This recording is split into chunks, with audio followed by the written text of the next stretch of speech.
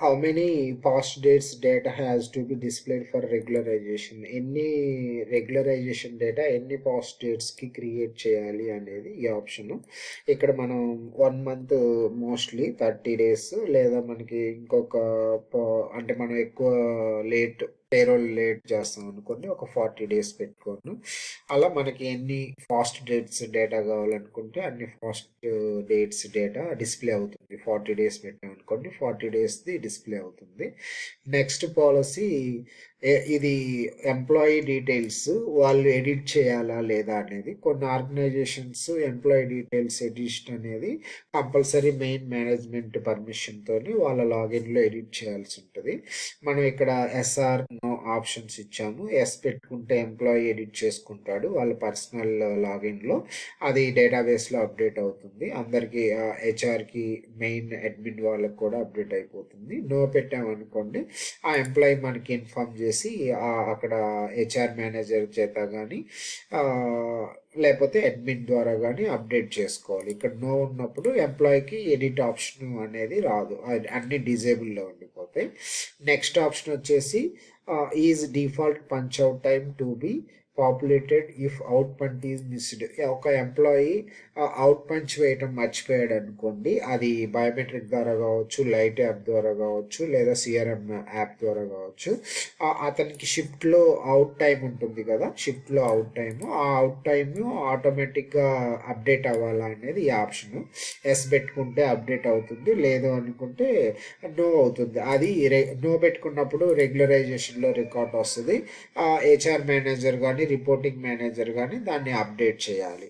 ఆ రికార్డ్ని అప్డేట్ చేసి సేవ్ చేసినప్పుడు పర్టికులర్ టైమింగ్స్ అనేవి అప్డేట్ అవుతాయి, అవుట్ టైం అనేది అప్డేట్ అవుతుంది. ఆ రికార్డుకి కూడా మనం సమ్మరీ రిపోర్ట్లో మనకి రిపోర్ట్స్ ఉంటాయి, summary report plus punch summary report, ఆ రెండింటిలో చూడొచ్చు. Is mapping required between departments and designations. ఇప్పుడు కొన్ని ఆర్గనైజేషన్లు ఒక డిపార్ట్మెంట్లో కొన్ని డిజిగ్నేషన్స్ ఉన్నాయని మనకి సెగ్రిగేట్ చేసిస్తారు. ఆ రెండింటికి మనకి మ్యాపింగ్ కావాలి అనుకుంటే ఇది ఎస్ పెట్టుకుంటాం, వద్దు అనుకుంటే నో పెట్టుకుంటాం. ఎస్ పెట్టుకున్నప్పుడు ఏంటంటే, ఒక డిపార్ట్మెంట్ సెలెక్ట్ చేసినప్పుడు మనం ఏదైతే మ్యాప్ చేస్తామో డిజిగ్నేషన్, ఆ డిజిగ్నేషన్స్ మాత్రమే డిస్ప్లే అవుతాయి, అనదర్ డిజిగ్నేషన్స్ డిస్ప్లే అవ్వవు. నెక్స్ట్ లాస్ట్ వచ్చేసి టెర్మినేషన్కి ఎన్ని డేట్స్. ఇప్పుడు ఒక హెచ్ఆర్ మేనేజర్ ఎంప్లాయీని అప్లికేషన్ నుంచి టెర్మినేట్ చేయాలంటే ఎన్ని బ్యాక్ డేట్స్ అలో చేయాలి అనేది లాస్ట్ పాయింట్. ఆ బ్యాక్ డేట్స్ మనం 30 days పెట్టుకోవచ్చు, మనకు కావాల్సిన నెంబర్ ఇవ్వచ్చు, అప్ టు 60 days వరకు ఇవ్వచ్చు అనమాట. ఇక్కడ 0 to 60 days ఉంది. మీరు ఇక్కడ మనం 20 days, 25 days, 40 days అలా పెంచుకోవచ్చు. ప్రజెంట్ మనకి ఇవన్నీ ముందుగా సెట్ చేసుకోవాల్సిన పాలసీస్, ఆర్గనైజేషన్కి సంబంధించిన అన్ని సెట్ చేసుకోవచ్చు. ఇది only employee management attendance related అనమాట. ఇంకా దీనిలాగే లీవ్ పాలసీస్కి సంబంధించినవి ఉంటాయి, అవి మనం లీవ్స్ డిస్కస్ చేసేటప్పుడు అవి చేద్దాము. అలాగే పేరోల్కి సంబంధించిన పాలసీస్ ఉంటాయి, అవి కూడా పేరోల్ మనం డిస్కస్ చేసేటప్పుడు డిస్కస్ చేద్దాము. ఇప్పుడు ప్రజెంట్ మనము అటెండెన్స్ మాడ్యూల్ గురించి వస్తున్నాం కాబట్టి షిఫ్ట్స్, ఇప్పుడు షిఫ్ట్స్ క్రియేషన్ అయిపోయింది. దీనికి అసైన్మెంట్ ఎలా చేస్తాము అనేది. అసైన్మెంట్ ఇప్పుడు మనం 2 waysలో చేయొచ్చు. ఒకటి సూపర్ అడ్మిన్ నుంచి, రెండోది మేనేజర్ నుంచి. ఇక్కడ మేనేజర్ లాగిన్ అవుతున్నాను, మేనేజర్ లాగిన్ ఇక్కడ ఇదే డేటాబేస్లో మేనేజర్ లాగిన్ అయ్యి ఉన్నాను. ఫస్ట్ రిపోర్టింగ్ మేనేజర్ నుంచి మనం అసైన్ చేద్దాము షిఫ్ట్ అనేది ఎంప్లాయీస్కి. ఇక్కడ ఫస్ట్ స్టెప్ వచ్చేసి రిపోర్టింగ్ మేనేజర్ అటెండెన్స్ మేనేజ్మెంట్కి వెళ్ళాలి. తర్వాత మేనేజర్లో షిఫ్ట్ కాన్ఫిగరేషన్ అనేది ఒక స్క్రీన్ ఉంటుంది. ఇక్కడ షిఫ్ట్స్ మనం క్రియేట్ చేసిన ప్రతి షిఫ్ట్ ఇక్కడ డిస్ప్లే అవుతుంది. ఇక్కడ మనం ఎంప్లాయీ మేనేజ్మెంట్లో అడ్మిన్లో షిఫ్ట్స్ క్రియేట్ చేసాం. ఇప్పుడు ఎగ్జాంపుల్కి 2 shifts చూసాము లాస్ట్ వీడియోలో.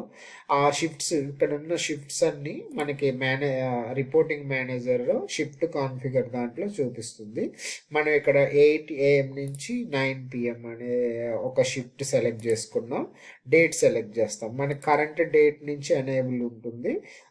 షిఫ్ట్ ఆల్రెడీ అయిపోయింది అనుకోండి, షిఫ్ట్ స్టార్ట్ టైం అయిపోతే టుమారో నుంచి ఎనేబుల్లో ఉంటుంది. ఇప్పుడు 8 PM అవ్వలేదు కాబట్టి ఈ డేట్ ఎనేబుల్లో ఉంది. మనకి 22nd నుంచి నెక్స్ట్ మంత్ ఎండింగ్ వరకు ఒక పర్సన్కి మనం అసైన్ చేయాలంటే ఆ పర్సన్ని సెలెక్ట్ చేసుకుంటాం. ఇప్పుడు ఈ పర్సన్ ఉన్నారు, ఈ పర్సన్కి నవ్యశ్రీ పర్సన్కి నేను సెలెక్ట్ చేస్తున్నా. ఈ రోజు నుంచి మనం ఇక్కడ నవ్యశ్రీ పైన ఉన్నారు, కావాలంటే మనం ఎక్కువ ఉన్న ఎంప్లాయీస్ ఉన్నారనుకోండి, ఇలా మనం సెర్చ్లో సెలెక్ట్ చేసుకొని నవ్యశ్రీకి ఇప్పుడు మనం సెలెక్ట్ చేసిన రికార్డు 8 PM నుంచి 9 AM మనకి ఆటోమేటిక్గా 31/1/25 వరకు అప్డేట్ అయిపోయింది. మనం లాస్ట్ ఎండింగ్ చేసాం కదా, అది అప్డేట్ అయిపోయింది ఇక్కడ.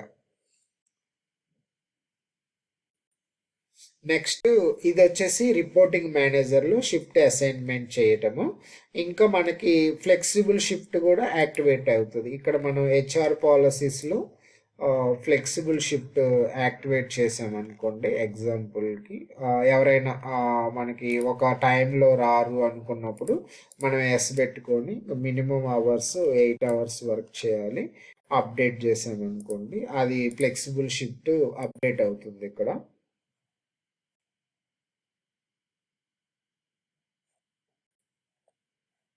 Attendance management, manager, configure shift.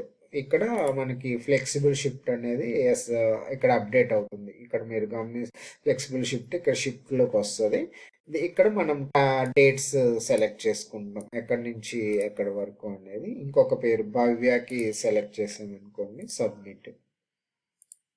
ఇప్పుడు నెక్స్ట్ భవ్య మనం చూడొచ్చు, ఫ్లెక్సిబుల్ షిఫ్ట్ అనేది 31/1/2025 వరకు యాక్టివేట్ అయింది.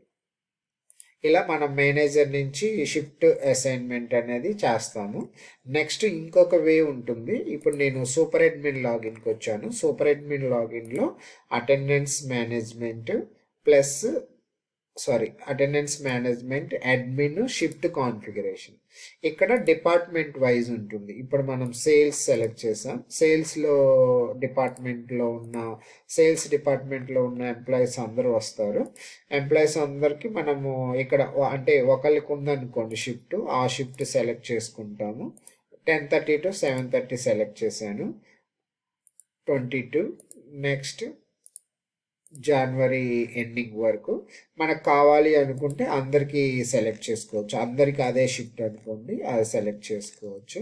మొత్తం బల్క్గా సెలెక్ట్ చేసుకోవచ్చు.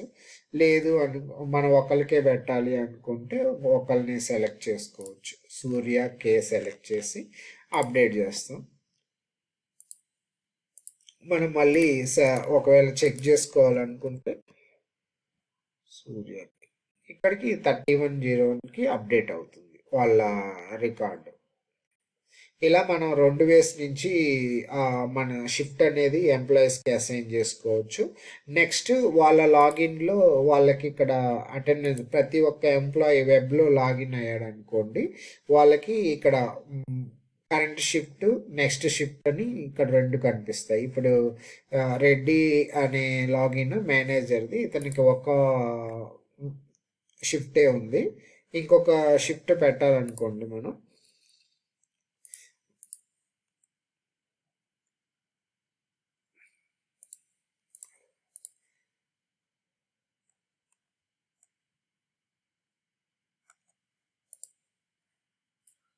ఇక్కడ వెంకట్ వైవి ఉంది కదా, ఇక్కడ ఇది సెలెక్ట్ చేసుకొని ఇంకొక నెక్స్ట్ షిఫ్ట్ అసైన్ చేయాలంటే మనకి కరెంట్ షిఫ్ట్ ఎక్కడి వరకు ఉందని చూసుకోవాలి. ఈ డేట్ వరకు ఉంది, 22 వరకు ఉంది.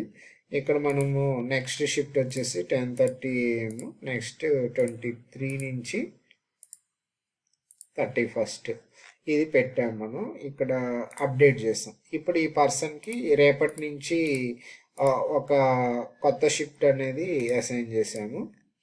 ఇక్కడ మనం చూస్తే 2 షిఫ్ట్స్ వస్తాయి. ఇక్కడ ఈ రోజు వరకు రెగ్యులర్ షిఫ్ట్ ఉంది. నెక్స్ట్ది వచ్చేసి 23rd నుంచి జనవరి ఎండింగ్ వరకు ఉంది. ఇప్పుడు మనం ఈ పర్సన్ లాగిన్స్ వెబ్ లాగిన్లో అయితే మనం రిఫ్రెష్ చేసుకుంటే ఇక్కడ నెక్స్ట్ షిఫ్ట్ అనేది చూపిస్తుంది. కరెంట్ షిఫ్ట్ ఒకటి ఇప్పటి వరకు రన్ అవుతుంది 22:12 నుంచి. 23 నుంచి 10:30 AM నుంచి 7:30 PM అనే షిఫ్ట్ రన్ అవుతుంది అనమాట. ఇలా వాళ్ళకి కరెంట్ షిఫ్ట్ నెక్స్ట్ షిఫ్ట్ అనేది వెబ్లో ఎంప్లాయీస్కి మనకి చూపిస్తున్నాం, వాళ్ళు నెక్స్ట్ షిఫ్ట్ ఏం చేస్తారు ఏంటి అనేది. ఇంతవరకు మనకి షిఫ్ట్ అసైన్మెంట్. నెక్స్ట్ వచ్చేసి వీక్ ఆఫ్ అసైన్మెంట్ కూడా మనం మేనేజర్ నుంచి ప్లస్ సూపర్ అడ్మిన్ నుంచి చేయొచ్చు. ఇక్కడ వీక్ ఆఫ్ కాన్ఫిగరేషన్ అని ఒక స్క్రీన్ ఉంటుంది మేనేజర్ సెక్షన్లో. వీక్ ఆఫ్ కాన్ఫిగరేషన్ దీనిలో ఎంప్లాయీస్ని ఫస్ట్ మనం ఎంప్లాయీస్కి అందరికీ ఒకటే ఉంటే అందరికీ సెలెక్ట్ చేసుకోవచ్చు, అన్ని పేర్లు సెలెక్ట్ చేసుకోవచ్చు. సెలెక్ట్ చాలు చేస్తే సండే ఉందనుకోండి సండే, లేకపోతే సాటర్డే సండే ఉందనుకోండి, మొత్తానికి ఫిక్స్డ్గా ఉన్నప్పుడు అలా సెలెక్ట్ చేయొచ్చు. ఇది మొత్తం అంటే ఈ రిపోర్ట్ ఉంటుంది మనకి డీటెయిల్డ్ రిపోర్ట్ అని ఉంటుంది. డీటెయిల్డ్ రిపోర్ట్లో ప్రతి ఒక్క ఎంప్లాయీకి మనకి ఫిక్స్డ్ అనమాట, సండే సండే సండే సండే. ఆ సండే వచ్చినప్పుడు కంపల్సరీ వీక్ ఆఫ్ పడుతుంది. ఇది ఓన్లీ ఫిక్స్డ్ పర్పస్ మనకి అవైలబిలిటీ ఉంటుంది. అలా కాకుండా ఒక పర్సన్ ఒక ఎంప్లాయీ మండే తీసుకొని ఇంకొక ఎంప్లాయీ లేకపోతే ఒక ఇద్దరు ముగ్గురు మండే తీసుకొని ఇద్దరు ముగ్గురు అలాంటి ఆర్గనైజేషన్స్లో మనకి రెగ్యులరైజేషన్ కాన్సెప్ట్లో ఉంటుంది. అది ఎక్స్ప్లెయిన్ చేస్తాను రొటేషనల్ షిఫ్ట్స్ కవర్ అయిన తర్వాత. ఇదైతే మొత్తం మనకి షిఫ్ట్ అంటే షిఫ్ట్ క్రియేట్ చేయటం, షిఫ్ట్ ఎంప్లాయీస్కి అసైన్ చేయటం, ఫ్లెక్సిబుల్ షిఫ్ట్ అసైన్ చేయటం, నెక్స్ట్ ఫిక్స్డ్ వీక్ ఆఫ్ ఎలా పెట్టాలి అనేది ఇంతవరకు ఉంటుంది. నెక్స్ట్ వీడియోలో రొటేషనల్ షిఫ్ట్స్, అన్ఫిక్స్డ్ వీక్ ఆఫ్స్ ఎలా మనం చేసుకుంటాము అనేది చూద్దాం.